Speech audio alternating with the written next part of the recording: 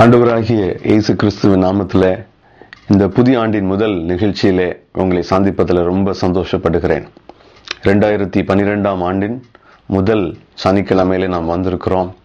இந்த நாளிலே கர்த்தர் நமக்கு செய்த நன்மைகளுக்காக நன்றி செலுத்துகிறவர்களாக இருப்பீர்கள் என்று நான் நம்புகிறேன். ஒரு வருடத்தை முடித்து புதிய ஆண்டுக்குள் கர்த்தர் நம்மை கொண்டு வந்திருக்கிறார் இல்லையா? கடந்த ஞாயிற்றுக்கிழமை நாம் முதலாவது தேதி ஜனவரி 1 2012 என்று உள்ளே பிரவேசித்த பொழுது உங்கள் ஒவ்வொருவருடைய வீட்டிலும் வாழ்க்கையிலும் பல வித்தியாசமான சந்தோஷமான நிகழ்ச்சிகள் நடந்திருக்கக்கூடும். நீங்கள் நினைத்தது போன்று, எதிர்பார்த்தது போன்று, திட்டமிட்டபடியே பலவிதமான காரியங்களை செய்திருப்பீர்கள். நண்பர்களை சந்தித்திருப்பீர்கள், உறவினர்கள் கூடி வந்திருப்பீர்கள், குடும்பமாக ஆலயத்திற்கு போயிருப்பீர்கள், புது உடை உடுத்தி நல்ல உணவு உண்டு மகிழ்ந்திருப்பீர்கள். ஆண்டவர் இந்த நன்மைகளை நம் வாழ்க்கையில் செய்திருக்கிறார். அதற்கு நாம் நன்றி உள்ளவர்களாய் இருக்க வேண்டும். இந்த ஒரு வாரத்திலே பல செய்திகளை நீங்கள் கேட்டிருக்கக்கூடும். பல ஊழியக்காரர்கள் அவர்களுக்கு கர்த்தர் கொடுத்த தரிசனங்கள், பேசின வார்த்தைகள், நடக்க போகிற சம்பவங்கள், வாக்கு தத்தங்கள் என்று ஏராளமான செய்திகளை நீங்கள் கேட்டிருப்பீர்கள். நீங்கள் சென்ற ஆலயத்திலே உங்களுக்கு வாக்குத்தத்த செய்தியும் கொடுக்கப்பட்டிருக்கலாம். இந்த வாக்குத்தத்தங்கள் நமக்கு ஒரு பெரிய நம்பிக்கையையும் ஆசீர்வாதத்தையும் கொண்டு வருகிற கர்த்தருடைய வார்த்தைகள். இந்த வாக்குத்தத்தங்கள் நமக்கு கொடுக்கப்பட்டிருப்பதனாலே இந்த ஆண்டிலே நம்முடைய வாழ்க்கையில ஒரு நம்பிக்கை, ஒரு குறிக்கோள், ஒரு சரியான திசையில போகக்கூடிய ஒரு வழிகாட்டுதல் நமக்கு கிடைக்கப்பெறுகிறது. இது நல்ல காரியமாயிருக்கிறது. பல வாக்குத்தத்தங்களை பெற்றிருந்தாலும் இவைகளெல்லாம், நாம் கேட்ட வாக்குத்தத்தங்கள் எல்லாம் நம் வாழ்க்கையில் செயல்பட வேண்டும் என்றால் வாக்குத்தத்த செய்திகளை மட்டும் கேட்டுட்டா பத்தாது. அதை கேட்டுட்டு நடந்துரும்னு நினைச்சா பத்தாது. அதை நம்ப வேண்டும், அவைகளை ஏற்றுக்கொள்ள வேண்டும். அதற்கு ஆண்டவர் வைத்திருக்கிற நிபந்தனைகளை நாம் நிறைவேற்றுகிறவர்களாய் இருக்க வேண்டும். இன்று நான் உங்களோடு ஒரு முக்கியமான வார்த்தையை பகிர்ந்து கொள்ள போகிறேன். ஏசாயா தீர்க்கதரிசியின் புஸ்தகம் 58 அதிகாரம் 14 நீங்கள் வாசிப்பீர்கள் என்றால், இந்த அதிகாரத்தின் கடைசி வசனம் இது. இதில் சொல்லப்பட்டிருக்கிறது, ஆண்டவர் நம்மை உயர்ந்த இடத்தில் வைப்பேன் என்று சொல்லுகிறார். உயர்ந்த இடத்தில், பூமியின் உயர்ந்த இடங்களில் ஏறி இருக்கும்படி பண்ணுவாராம். தகப்பனாகிய யாக்கோபுக்கு கர்த்தர் கொடுத்த சுதந்திரத்தால் நம்மையும் போஷிப்பேன் என்று வாக்கு பண்ணுகிறார். ஆங்கிலத்தில் ரொம்ப அழகா இருக்கிறது. I will give you great honor and you shall inherit the blessings of Jacob. இந்த வசனம் ரொம்ப அழகான ஒரு வசனம். அது நமக்கு ரொம்ப நம்பிக்கை கொடுக்கக்கூடிய ஒரு வசனம். இந்த வசனத்திலிருந்து 2-3 காரியத்தை உங்களோடு பகிர்ந்து இந்த வருடத்தின் நன்மைக்காக, ஆசீர்வாதங்களுக்காக நான் ஜெபிக்க போகிறேன். இந்த வருடத்தில் ஆண்டவருடைய பிள்ளைகளாகி நாம் செய்ய வேண்டிய சில காரியங்களையும் உங்களோடு பகிர்ந்து கொள்ள போகிறேன். முதலாவது பாருங்கள், ஆண்டவர் சொல்றார், I will give you great honor. நான் உன்னை உயர்ந்த இடத்தில் வைப்பேன் என்கிற தமிழாக்கம். அது சரியான அந்த ஆங்கில வார்த்தைக்கு சரியாய் தமிழ்ல சொல்லணும்னா, நான் உன்னை அதிகமாய் கனப்படுத்துவேன். சாதாரணமாய் கனப்படுத்துவதல்ல, இன்னும் அதிகமாய் உன்னை நான் கனப்படுத்துவேன் என்று ஆண்டு சொல்றேன். I will give you great honor. அதிகமான நல்ல சிறந்த கனத்தை உன் வாழ்க்கையில இந்த ஆண்டு கட்டளையிடுவேன் என்று கர்த்தர் சொல்லுகிறார். கடந்த ஆண்டு கடந்து வந்த பாதைகளிலே அதிகமாய் வெட்கத்தின் பாதையில் நீங்கள் கடந்து போயிருக்கிறீர்களா? ரொம்ப கூனி குறுக வேண்டிய சூழ்நிலைகள் வழியாய் கடந்து போன அனுபவம் இருக்கிறதா? மற்றவர்களால் உதாசீனப்படுத்தப்பட்ட நிலைமையில நீங்கள் கடந்து போன சூழ்நிலை, இன்றைக்கும் அப்படிப்பட்ட நிலைமையில் தான் இருக்கிறேன், மற்றவங்களுக்கு முன்னாடி தலை நிமிர்ந்து நிற்க முடியல, என் தலை குனிஞ்சு வெட்கத்தால தலை குனிஞ்சிருக்கிறேன், நான் எதிர்பார்த்த சம்பவங்கள் எனக்கு நடக்கவில்லை, நான் நம்பின நம்பிக்கை வீணாய் போயிட்டு, நான் மற்றவங்களுக்கு முன்னாடி என்னுடைய நம்பிக்கையை அறிக்கை பண்ணின பட்சத்தில் அது நடக்காதபடியினால், இல்லைனால் நான் எதை நம்பி இருந்தேனோ, எப்படி நடக்கும் என்று அறிக்கை செய்தேனோ அதற்கு நேர் எதிர்மாறாய் நடந்தபடியினால மற்றவங்களால ஏளனமாய் பார்க்கப்படுகிறேன் என்கிற சூழ்நிலையில் நீங்கள் போய்கொண்டிருக்கிறீர்களா? அருமையான தேவனுடைய பிள்ளைகளே, ஆண்டவர் சொல்றாரு, வெட்கத்துக்கு பதிலாக 2 மடங்காக நான் உனக்கு கனத்தை கொடுப்பேன், 2 மடங்காக நான் உன்னை ஆசீர்வதிப்பேன், உன்னை உயர்த்துவேன் என்று கர்த்தர் சொல்லுகிறார். எந்த இடத்துல நீங்க வெட்கப்பட்டீங்களோ, எந்த இடத்துல தலை குனிஞ்சு நின்னீங்களோ, அதே இடத்துல கர்த்தர் உங்கள் தலை நிமிர்ந்து நிற்க பண்ணுவேன் என்று வாக்கு பண்ணியிருக்கிறார். ஹல்லேலூயா. எதெல்லாம் இழந்து போனோம் சொல்றோமோ, நம்ம இழந்து போனதுக்கு பதிலாக 2 மடங்காக கர்த்தர் நம்மை நன்மையினால் போஷிக்க முடியும். அதை போஷிக்க வல்லவை உள்ளவராய் இருக்கிறார். இந்த ஆண்டு நீங்கள் ஒரு கனத்தை, ஒரு உயர்வை எதிர்பார்க்கலாம். கர்த்தர் அதை செய்ய ஆவலோடும் விருப்பமுடையவராய் இருக்கிறார். தன்னுடைய பிள்ளைகளை ஆசீர்வதிப்பது அவருக்கு பிரியம் என்று வேதம் சொல்லுகிறது. தன்னுடைய பிள்ளைகள் நன்மையினால் நிரப்பப்பட்டு நல்ல சுகமாய் வாழ வேண்டும் என்பது ஆண்டவருடைய விருப்பமாய் இருக்கிறது. தன்னுடைய பிள்ளைகள் கர்த்தரால் நடத்தப்படுகிறவர்கள் என்பதை உலகம் பார்க்க வேண்டும் என்பதை ஆண்டவர் விரும்புகிறார். நீங்கள் உயர்த்தப்படுவீர்கள், நீங்கள் கனம் பெற்றுக்கொள்வீர்கள், நீங்கள் கனப்படுத்தப்படுவீர்கள். இன்று இருக்கிற நிலைமையை விட இன்னும் ஒரு படி மேலே கர்த்தர் உங்களை உயர்த்துவார். இது கர்த்தர் நமக்கு கொடுக்கிற வாக்கு தத்துவம். 2வது, யாக்கோபுக்கு ஆண்டவர் வாக்கு பண்ணியிருக்கிற சுதந்திரத்தை நாமும் சுதந்திரித்துக் கொள்ள, இன்ஹெரிட்டன்ஸ் ஆஃப் ஜேக்கப். யாக்கோபை பாருங்கள். யாக்கோபுடைய வாழ்க்கையில முக்கியமாய் நடந்த 2 சம்பவம். முதலாவது, அவன் பிறப்பால், அவனுடைய வளர்ப்பால், அவன் தன்னுடைய தாய்க்கு ரொம்ப செல்ல பிள்ளையாய் இருந்தாலும் அவன் ஆண்டவருடைய சமூகத்துல வரும்போது அவன் குறைவுள்ளவனாய் காணப்பட்டான். காரணம் என்ன தெரியுமா? தன்னுடைய மூத்த சகோதரனாகிய ஏசாவுக்கு உரிய புத்திர சுவிகாரத்தை இவன் ஏமாற்றி பெற்றுக்கொண்டான். அது மாத்திரமல்ல, தன்னுடைய தகப்பனாகிய ஈசாக்கையும் அவன் ஏமாற்றினான். இப்படி ஏமாற்றி எப்படியோ குறுக்கன் ஏதோ ஒரு விதத்துல குறுக்கு வழியில அப்படின்னு சொல்லுவோம் இல்லையா, அப்படி ஆசீர்வாதத்தை தன் தகப்பனிடத்திலிருந்து பெற்றுக்கொண்டான். ஆகவே இதை அறிந்து கொண்ட ஏசாவினால் கொல்லப்பட்டு விடுவோமோ என்று பயந்து தன் தாயினுடைய சகோதரன் வீட்டுக்கு நேராய் புறப்பட்டு போகிறான். பாருங்க, சொந்த தகப்பனையும் தாயை விட்டு பிரிய வேண்டிய சூழ்நிலை, தனியாய் வனாந்தரத்தில் போக வேண்டிய ஒரு சூழ்நிலை, ராத்திரியில யாரும் இல்லாமல் தனிமையில் ஏங்குகிற ஒரு சூழ்நிலை. அந்த நேரத்துல கர்த்தர் அவனை சந்திக்கிறார். அதன் பின்பு பாத்தீங்கன்னா அவன் போய் அந்த தன்னுடைய மாமனார் வீட்டில பல ஆண்டுகள் வேலை செய்த இடத்திலும் மாமனாரால் ஏமாற்றப்படுகிறான். ஆனால் கர்த்தர் அவனை மாற்றினார். எத்தனாய் இருந்த அந்த ஏமாற்றுகிறவனாய் இருந்த அந்த யாக்கோபை தெரிந்து கொள்ளப்பட்ட ஒரு ஜனமாய் கர்த்தர் மாற்றுகிறார். இஸ்ரவேல் என்று சொல்லப்படும்படியாய் ஆண்டவருடைய ஜனமாக அவன் தெரிந்து கொள்ளப்படுகிறான். இன்றைக்கு இந்த 2வது குறிப்பை நான் சொல்லும்போது, உங்களுடைய பழைய வாழ்க்கை எப்படி இருக்கிறது? What is your past? மற்றவர்களால் நீங்கள் புறக்கணிக்கப்பட்ட நிலைமை. புறக்கணிப்பு என்று நான் சொல்லும்போது, நம்மளுடைய பழைய சுபாவத்து நிமித்தம், நம்மளுடைய குணங்களின் நிமித்தம் மற்றவர்களால் ஒட்டி கொள்ள முடியாது. ஐயோ, இந்த ஆள்கிட்ட எதுவும் நம்ம வச்சுக்க கூடாது, இந்த குடும்பத்தோட நம்ம எதுவும் வச்சுக்க கூடாது, இந்த பெண்ணோடு நம்ம எந்த பழக்கம் வச்சுக்க கூடாது, இவங்க ஏமாத்திடுவாங்க, இவங்க நம்பிக்கைக்குரியவர்கள் அல்ல, இவங்க சொல்றதை செய்ய மாட்டாங்க, இவங்க தன்னுடைய சொந்த ஆதாயத்துக்காக தான் வாழுகிறவர்கள் என்று பலவிதமான மோசமான காரணங்களுக்காக, உங்களுடைய சுபாவ பாதிப்புகளினால இந்த டுடே அப்படின்னு சொல்லுகிற இன்றைய வாழ்க்கை பாதிக்கப்பட்ட நிலைமையில் இருக்கிறீர்களா? தனிமையில் இருக்கிறீர்களா? தனிமை என்று சொல்லும்போது நீங்க மட்டும் வீட்டுல தனியா வாடிட்டு இருக்கிற ஒரு சூழ்நிலையா இருக்கலாம். குடும்பத்தாரால் ஒதுக்கப்பட்ட சூழ்நிலையா இருக்கலாம். குடும்பத்தோட நீங்க வாழ்றவங்களா இருப்பீங்க. ஆனா குடும்பத்துல யாரும் உங்களோடு பழக்க வழக்கங்கள் வைத்துக் கொள்வது இருக்காது. சரியாய் பேச மாட்டார்கள். நீங்கள் ஒதுக்கப்பட்ட சூழ்நிலையில் இருக்கலாம். அப்படி இருக்கிறீர்களா? நண்பர்கள் உங்களை ஒதுக்கி இருக்கிறார்களா? இல்லை வேலை செய்த இடத்துல ஒதுக்கி இருக்கிறார்கள், உங்களை ஒரு மாதிரி பாக்குறாங்களா? இப்படிப்பட்ட ஒரு பழைய வாழ்க்கையில் நீங்கள் கடந்து போகிறீர்களா? ஆண்டவர் உங்கள் வாழ்க்கையில ஒரு மாற்றத்தை கொண்டு வர முடியும். யாக்கோபை இஸ்ரவேலாய் மாற்றின கர்த்தர், அவனை ஒரு ஆசீர்வாதத்தின் பாத்திரமாய் மாற்றின ஆண்டவர் உங்கள் வாழ்க்கையிலும் ஒரு ஆசீர்வாதத்தை கொடுக்க முடியும். அருமையானவர்களே, நீங்கள் இயேசுவின் இடத்தில் வாருங்கள். யாக்கோபு ஆண்டவரை பார்த்தான், ஆண்டவரோடு போராடி மேற்கொண்டான் என்று இன்னொரு பகுதியிலே அவனுடைய வாழ்க்கையின் இன்னொரு பகுதி சொல்லப்பட்டிருக்கிறது. அவன் ஆசீர்வாதங்களை பெற்றுக்கொண்ட ஒரு மனிதனாய் மாறினான். அவனுடைய வாழ்க்கை, பழைய வாழ்க்கை மாறியது. தன்னுடைய வாழ்க்கையின் நம்பிக்கை ஆண்டவர் பேரில் வைக்கிறவனாய் மாறினான். ஆகவே கர்த்தர் அவனுக்கு பல சுதந்திரங்களை வைத்தார். ஹல்லேலூயா.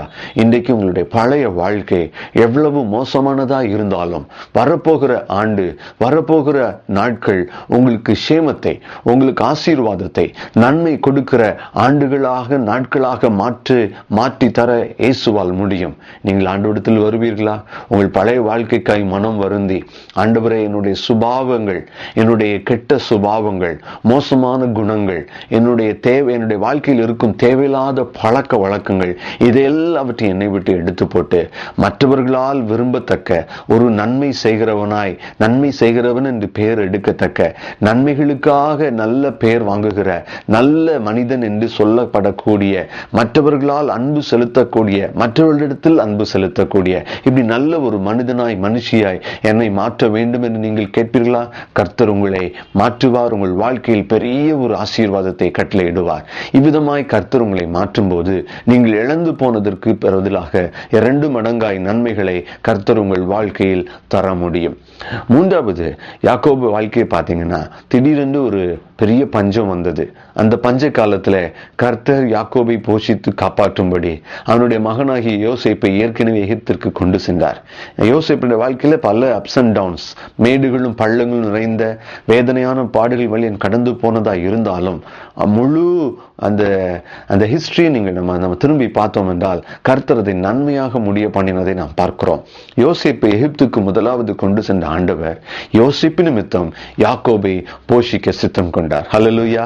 அவன் தன்னுடைய சொந்தமான எல்லா இடத்தையும் விட்டு அந்நிய தேசத்துல ஒரு அகதி போல போகிற ஒரு சூழ்நிலை வந்தது. ஏன்னா எல்லா இடமும் பஞ்சம், வேற வழியே கிடையாது. ஒரே ஒரு இடம், எகிப்து தேசத்துலதான் சாப்பாடு இருந்துச்சு. ஆனா அங்க பாருங்க, கர்த்தர் அவனுக்கென்று ஒரு இடத்தை ஏற்படுத்தி அந்த இடத்துல குடியிருக்க பண்ணி, அதன் பின்பு நம்ம வரலாற்றை வாசித்தால் அங்கே ஜனங்கள் பலுகி பெருகும்படியாய், இஸ்ரவேலர் பலுகி பெருகத்தக்க, இது நம்மளுடைய சொந்த இடம் என்று சொல்லும்படியாய் ஒரு இடத்தை கர்த்தர் அவனுக்கு ஏற்படுத்தி கொடுத்தார். அது மாத்திரமல்ல, ஆண்டவர் ஏற்கனவே தீர்க்க தரிசனமாய் சொன்னபடி அவனுக்கென்று கானான் தேசத்தை சுதந்திரமாக வைத்தார். பின் நாட்களிலே இஸ்ரவேலர் எகிப்தை விட்டு புறப்பட்டு மோசையின் தலைமையில் பின்பு யோசுவாவின் தலைமையிலும் அந்த கானான் தேசத்திற்குள் போய் சுதந்திரித்துக் கொண்டார்கள். ஹல்லேலூயா. தங்களுக்கென்று கர்த்தர் வாக்கு பண்ணினதை அவர்கள் சுதந்திரித்துக் கொண்டார்கள். இன்று ஆண்டவர் சொல்றாரு, அந்த யாக்கோபின் சுதந்திரம் உனக்கும் சுதந்திரம், ஏனென்றால் நீயும் தெரிந்து கொள்ளப்பட்டவன். ஆனா நம்ம செக் பண்ண வேண்டியது, அனலைஸ் பண்ண வேண்டியது, நாம் சோதித்துக் கொள்ள வேண்டியது என்ன? நாம் தெரிந்து கொள்ளப்பட்ட கூட்டத்தில் இருக்கிறோமா? ஆண்டவருடைய பிள்ளையா இருக்கிறோமா? இயேசுவின் இரத்தத்தால் கழுவப்பட்ட நிச்சயத்தோடு இருக்கிறோமா? இயேசுவின் இரத்தத்தால் பாவம் மன்னிக்கப்பட்டு இயேசுவின் பிள்ளை, கிறிஸ்துவின் பிள்ளை, தேவனுடைய பிள்ளை என்கிற அதிகாரத்தை பெற்றவர்களாக இருக்கிறோமா? அப்படி இருக்கிற பட்சத்துல இந்த வாக்குத்தத்தங்கள், இந்த சுதந்திரம் நமக்கு வாக்கு பண்ணப்பட்டிருக்கிறது. நமக்கு ஒரு கானான் வாக்கு பண்ணப்பட்டிருக்கிறது. நமக்கு ஒரு நல்ல வாழ்க்கை வாக்கு பண்ணப்பட்டிருக்கிறது. கர்த்தர் அதை உங்களுக்கும் தருவார், எனக்கும் தருவார், நம்முடைய தலைமுறைக்கும் தருவார். ஹல்லேலூயா. ஆகவே நீங்கள் அதை சோதித்து பாருங்கள். உங்க வாழ்க்கையில உங்க ஆண்டவருக்கு முன்னாடி நீங்க எப்படி இருக்கீங்க? பரிசுத்தமான ஒரு வாழ்க்கை வாழ்கிறோமா? ஆண்டவர் விரும்புகிறதை செய்கிறோமா? இல்ல என் விருப்பப்படி நான் செய்வேன், எனக்கு மனசுக்கு தோணுதெல்லாம் நான் செய்வேன்கிற வாழ்க்கை வாழ்கிறீர்களா? அப்படி வாழ்ந்தால் சுதந்திரம் கிடைக்காது, கிடைக்கிறதும் போய்விடும். இன்று பரிசோதித்துக் கொள்ளுங்கள். நம்ம கண்ணு முன்னாடி நிறைய வாக்குத்தத்தங்கள் இருக்கலாம். உங்க டைரியில நிறைய வாக்குத்தத்தங்களை நீங்கள் எழுதி வைத்திருந்திருக்கலாம். பல ஊழியக்காரர்களால் அனுப்பப்பட்ட வாக்குத்தத்த வசனங்கள் உங்கள் வீட்டில் ஒட்டப்பட்டிருக்கலாம். பல கேலண்டர்களில் அந்த வருடத்திற்கான வாக்குத்தத்தங்கள் கொடுக்கப்பட்டிருந்திருக்கலாம். எல்லாம் நம்ம வாழ்க்கையில நிறைவேறணும்னா நம்ம வாழ்க்கை ஆண்டவருக்கு முன்னாடி தெரிந்து கொள்ளப்பட்ட மனிதனுடைய வாழ்க்கையாய் இருக்க வேண்டும்.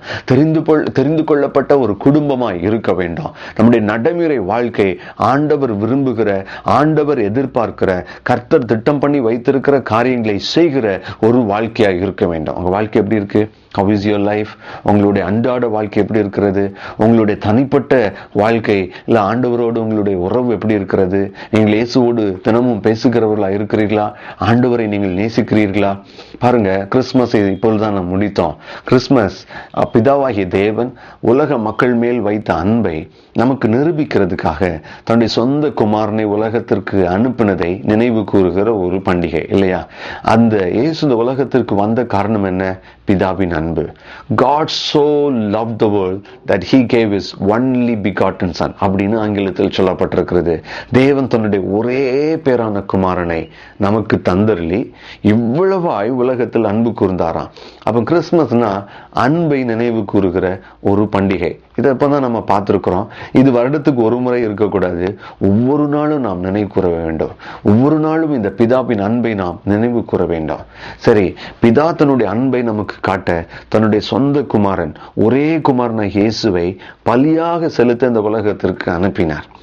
அவரின் நிமித்தம், அந்த பலிய நிமித்தம் நமக்கு ஒரு நம்பிக்கை ஏற்பட்டிருக்கிறது. நம்முடைய பாவங்கள் மன்னிக்கப்படுவதற்கு ஒரு வழி உண்டாயிருக்கிறது. இயேசுவே அந்த வழியை மாறி போனார். இந்த இயேசுவை யார் யார் ஏற்றுக்கொள்ளுகிறார்களோ அவர்கள் எல்லாரும் பரலோகத்துல பிதாவோடு சந்தோஷமாய் தேவனோடு சஞ்சரிக்க ஒரு பெரிய வாழ்க்கையை நமக்கு ஏற்படுத்தி இருக்கிறார். ஆனா இன்றைக்கு நான் கேட்க விரும்பும் கேள்வி, இந்த இயேசு செய்த தியாகத்தை நினைக்கிறோம், அதனால் வருகிற நன்மைகளை அனுபவிக்கிறோம், ஆசீர்வாதங்களை பெற்றுக் கொண்டிருக்கிறோம், வாக்குத்தத்தங்களை பெற்றிருக்கிறோம். ஆனால் இந்த இயேசுவினிடத்தில் நீங்கள் அன்பாய் இருக்கிறீர்கள் என்பதற்கு என்ன அடையாளம்? அதற்காக நீங்கள் என்ன செலுத்தியிருக்கிறீர்கள்? What have you given back to this Lord to show your love? உங்கள் அன்பை காட்ட நீங்கள் என்ன செய்திருக்கிறீர்கள்? வேதத்தை திருப்பி பார்க்கும்போது நம்முடைய அன்பை காட்டுவதற்கு பல காரியங்களை செய்ய முடியும். மக்கள் பொருளால் ஆண்டவரை கனப்படுத்தி இருக்கிறார்கள், தங்களுடைய திறமைகளை கர்த்தருக்கு கொடுத்திருக்கிறார்கள், தாளந்துகளை கொடுத்திருக்கிறார்கள், பணத்தை கொடுத்திருக்கிறார்கள். ஆனா அது எல்லாவற்றோட மேலானது என்னது தெரியுமா? நம்முடைய வாழ்க்கையை கர்த்தருக்காக ஒப்பு கொடுப்பது.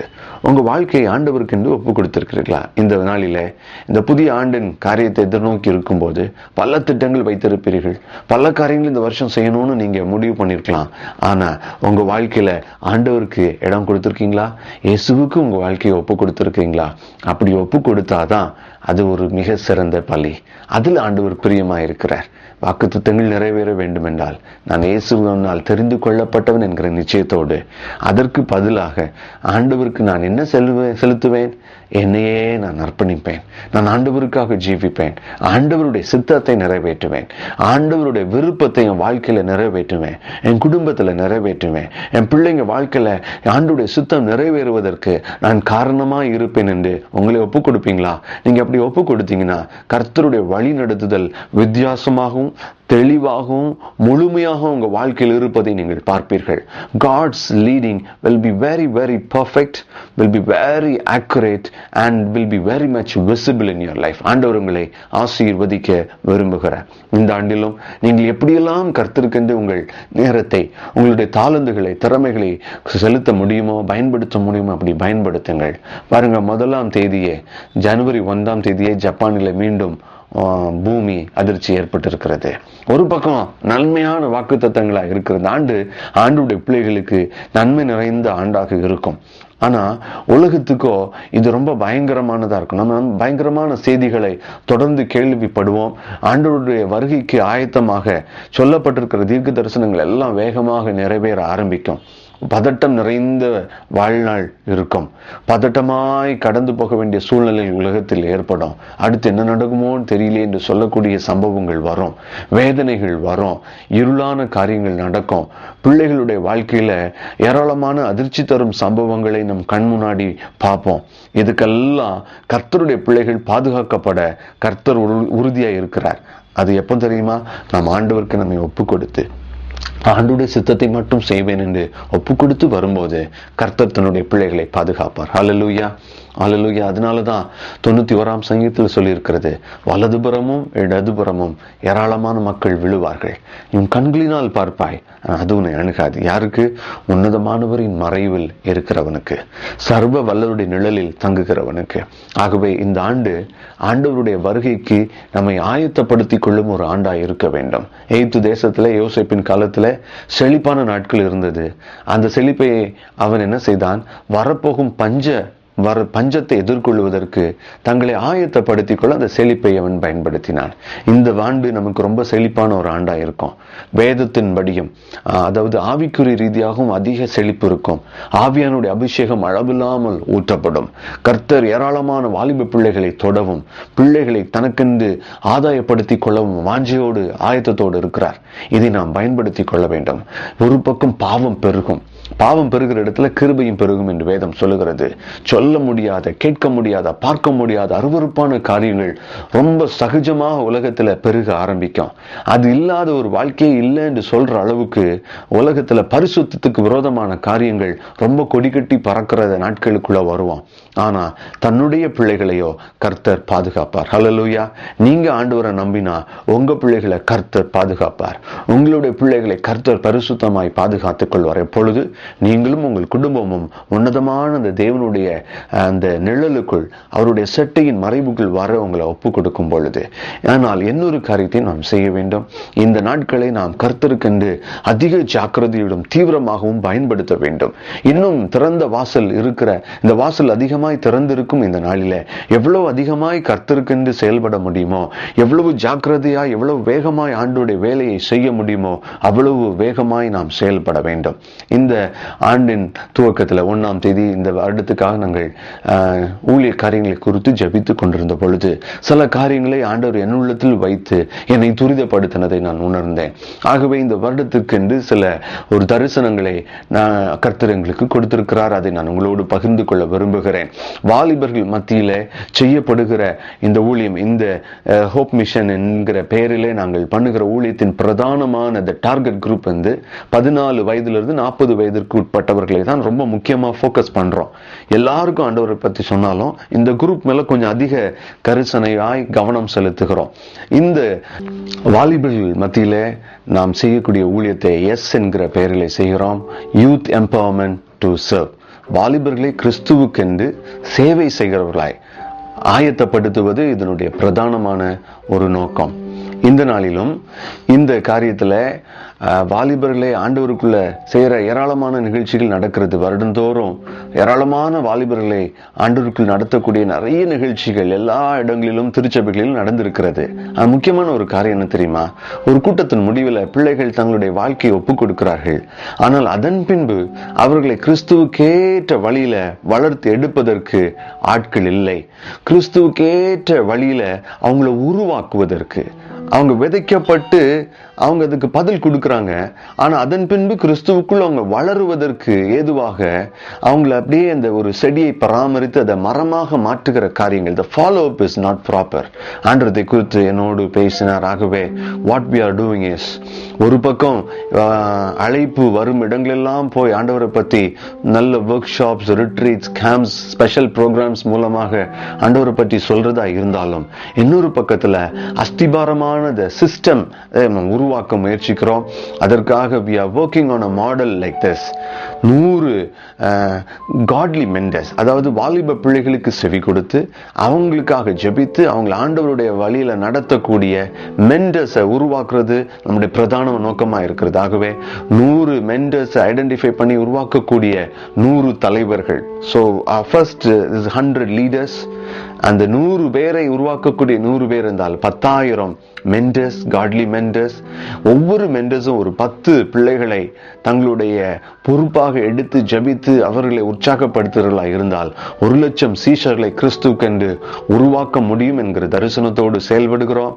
100 இடங்களிலே ஆராதனை குழுக்களை ஏற்படுத்த வேண்டும் என்பதும் இதனுடைய இந்த தரிசனத்தின் பிந்தைய பகுதி. இதற்காக முக்கியமாக ஜபிக்கிறவர்களை தேடுகிறோம், ஜபத்தால் தாங்குகிறவர்களை தேடுகிறோம். குடும்பமாக, தனிப்பட்டவராக எப்பொழுதெல்லாம் ஞாபகம் வருகிறதோ அப்பொழுதெல்லாம் இந்த தரிசனத்துக்காக ஜெபிக்கக்கூடியவர்களை எதிர்பார்க்கிறோம். நீங்கள் அந்த நபராக இருப்பீர்களா? Will you be that person who will join with us to pray for us every day? அப்படி என்றால் நீங்கள் உங்களுடைய பெயரை, முகவரியும் எனக்கு SMS மூலமாகவோ இமெயில் மூலமாகவோ அனுப்புவீர்களா?